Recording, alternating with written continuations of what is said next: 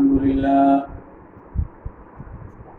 لله وكفى وسلام على عباده الذين اصطفى أما بعد أعوذ بالله من الشيطان الرجيم بسم الله الرحمن الرحيم واتل ما أوحي إليك من الكتاب وأقم الصلاة إن الصلاة تنهى عن الفحشاء والمنكر ولذكر الله أكبر والله يعلم ما تصنعون صدق الله العظيم۔ آج سحر کی تراویح پڑھی گئی ہے۔ اس تراویح میں 21 پارے کی تلاوت ہوئی ہے۔ تو شروع میں ہی اللہ رب العزت نے جناب نبی کریم صلی اللہ تعالی علیہ وسلم کو دعوت اللہ کے دو اہم اصول بتلائے۔ ایک تو بتلایا ہے ما اوحی الیک من الکتاب، کہ آپ کے پاس بذریعہ وحی جو کتاب نازل کی جا رہی ہے آپ اس کو پڑھیے، اور دوسرا اصول بتلایا ہے وہ اقیم الصلاۃ، نماز قائم رکھیے۔ ان دو اصولوں میں جو پہلا اصول ہے قرآن کریم کی تلاوت، تو قرآن کریم چونکہ اللہ رب العزت کی کتاب ہے، اللہ رب العزت کا کلام ہے، جو اللہ تعالیٰ نے جناب نبی کریم صلی اللہ تعالیٰ علیہ وسلم پر نازل فرمایا ہے، اور یہ اللہ تعالیٰ کا کلام بھی ہے۔ دوسری آسمانی کتابوں سے قرآن کریم کا ایک امتیاز یہ ہے کہ تورات، زبور اور انجیل صرف آسمانی کتابیں ہیں، اللہ کی جانب سے نازل کی گئی کتابیں ہیں، ان کو کلام الہی ہونے کی حیثیت حاصل نہیں ہے۔ لیکن قرآن کریم ایک طرف اللہ رب العزت کی کتاب ہے تو دوسری طرف وہ اللہ رب العزت کا کلام بھی ہے۔ کلام متکلم کے اندر سے نکل کر آتا ہے، اسی لیے حدیث میں آتا ہے جناب نبی کریم صلی اللہ تعالی علیہ وسلم نے فرمایا تبرک بالقرآن فإنہ کتاب اللہ خرج منہ، قرآن سے برکت حاصل کرو اس لیے کہ وہ اللہ کا کلام ہے اور اللہ کے اندر سے نکلا ہے۔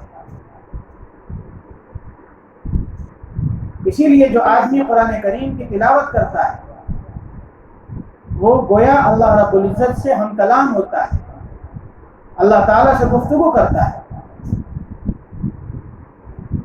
اور جو انسان اللہ کے ساتھ ہم کلام ہوتا ہے، اللہ کے ساتھ گفتگو کرتا ہے، تو اللہ رب العزت اس کی اس گفتگو کو، اس کی اس تلاوت کو بہت توجہ کے ساتھ سنتے ہیں۔ اس طریقے سے دنیا کے اندر کوئی گانا انسان کو محبوب ہوتا ہے تو وہ اس گانے کو پوری توجہ کے ساتھ سنتا ہے، اس سے کہیں زیادہ توجہ کے ساتھ اللہ رب العزت قرآن کریم کی تلاوت کرنے والے کا قرآن سنتے ہیں۔ اور قرآن کریم یہ بہت بڑے اجر و ثواب کا باعث بھی ہے، اور عبادات کے اندر قرآن کریم کی تلاوت کو بہت اہمیت حاصل ہے۔ خاص طور سے نماز کے اندر تو قرآن کریم کی تلاوت مستقل ایک فرض کی حیثیت رکھتی ہے، چونکہ قرآن کریم کے اندر اللہ رب العزت نے ہر طریقے کے مسائل کا حل بیان کیا ہے۔ انسان کی زندگی کا کوئی گوشہ ایسا نہیں ہے کہ جس کے بارے میں قرآن کریم نے رہنمائی نہ کی ہو، قرآن کریم نے ہدایت نہ دی ہو۔ اس لیے جب انسان قرآن کو پڑھتا ہے اور سمجھ کر پڑھتا ہے تو پھر اس کے اپنے مسائل خود بخود حل ہوتے چلے جاتے ہیں، اس کی پریشانیاں، اس کی مشکلات دور ہونے لگتی ہیں۔ تو اس لیے پہلے نمبر پر حکم دیا کہ قرآن کریم کی تلاوت کیجیے، جو کتاب آپ کی طرف بذریعہ وحی آ رہی ہے اس کی تلاوت کیجیے، اور دوسرے نمبر پر فرمایا وَأَقِیمِ الصَّلَاةَ، نماز قائم کیجیے۔ یہ نہیں فرمایا صلی الصلاۃ، نماز پڑھیے، بلکہ فرمایا اقیم الصلاۃ۔ اور میں یہ عرض کر چکا ہوں کہ اقامت کے معنی آتے ہیں نماز کو اس کے تمام ظاہری اور باطنی حقوق کی رعایت کرتے ہوئے ادا کرنا۔ مثال کے طور پر نماز پڑھنے والے کے بدن کا پاک ہونا، نماز پڑھنے والے کے کپڑوں کا پاک ہونا، جس جگہ پر نماز پڑھی جا رہی ہے اس جگہ کا پاک ہونا، پھر نماز کو اس کے وقت پر اور مردوں کے لیے خاص طور پر جماعت کے ساتھ ادا کرنا، اور نماز کے جو ظاہری اور باطنی آداب ہیں، نماز کے اندر جو فرائض ہیں، جو واجبات ہیں، سنن ہیں، ان سب کی رعایت کرنا، اور پھر نماز کو خشوع و خضوع کے ساتھ پڑھنا۔ نماز کے اندر خشوع و خضوع یہ ہوتا ہے کہ انسان ایسے عبادت کرے اس کے ذہن میں یہ خیال پیدا ہو کہ وہ اللہ کو دیکھ رہا ہے۔ ان تعبد اللہ کأنک تراہ، تم اللہ کی عبادت ایسے کرو گویا کہ تم اللہ کو دیکھ رہے ہو۔ فإن لم تكن تراه فإنه يراك، اور اگر یہ خیال پیدا نہ ہو سکے، یہ جذبہ تمہارے اندر پیدا نہ ہو سکے کہ تم اللہ کو دیکھ رہے ہو، تو کم از کم یہ جذبہ پیدا کرو کہ اللہ تمہیں دیکھ رہا ہے۔ اگر انسان کے اندر یہ جذبہ پیدا ہو جاتا ہے تو اس کی نماز کے اندر خشوع و خضوع پیدا ہو جاتا ہے، اس کی نماز کے اندر ریاکاری ختم ہو جاتی ہے۔ تو ان تمام چیزوں کی رعایت کر کے پڑھنے کا نام ہی اقامت ہے۔ اور جب انسان اقامت صلاۃ کرتا ہے، نماز کے تمام حقوق کو ادا کرتا ہے، تو پھر اس کا بدلہ اللہ رب العزت نے بتلایا ان الصلاۃ تنہی عن الفحشاء والمنکر، کہ نماز بے حیائی اور بری بات سے روکتی ہے۔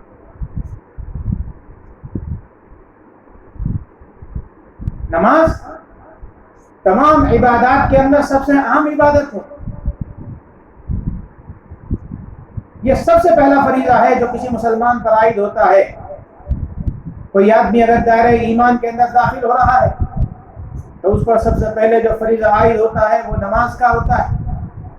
کوئی نابالغ بالغ ہو رہا ہے تو اس پر سب سے پہلا جو فریضہ عائد ہوتا ہے وہ نماز کا ہوتا ہے۔ اسی لیے نماز کی ادائیگی کا اہتمام کرنے کے لیے قرآن کریم میں متعدد جگہوں پر اللہ رب العزت کی طرف سے ہدایات موجود ہیں، تاکیدات موجود ہیں، اور جناب نبی کریم صلی اللہ تعالیٰ علیہ وسلم کی احادیث بھی اس کو وضاحت کے ساتھ بتلا رہی ہے۔ نماز سب سے اہم عبادت ہے، اور یہ نماز اللہ کے نبی صلی اللہ علیہ وسلم کے لیے اللہ تعالیٰ کی طرف سے خاص تحفہ ہے جو شب معراج میں آپ کو دیا گیا۔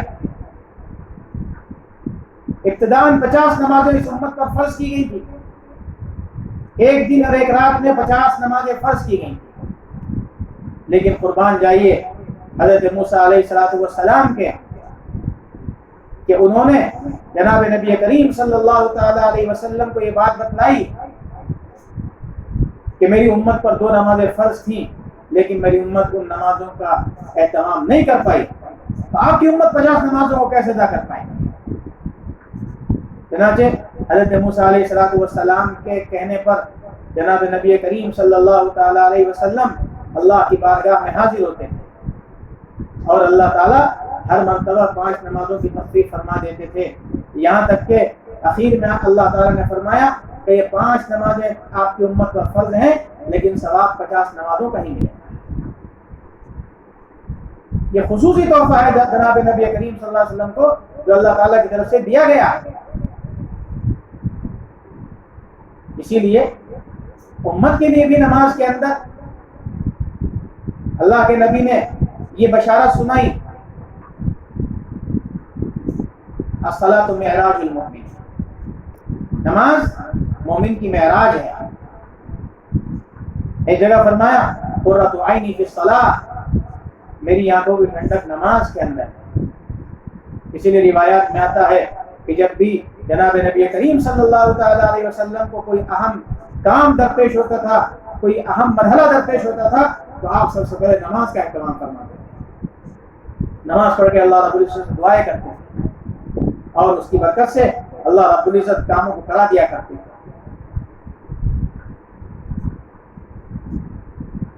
لیکن نماز کے بارے میں جو فرمایا ان الصلاۃ تنہی عن الفحشاء والمنکر، کہ نماز بے حیائیوں اور برائیوں سے روکتی ہے، یہ اثرات اسی وقت مرتب ہوں گے کہ جب انسان نماز کی اقامت کا حق ادا کرتا ہے.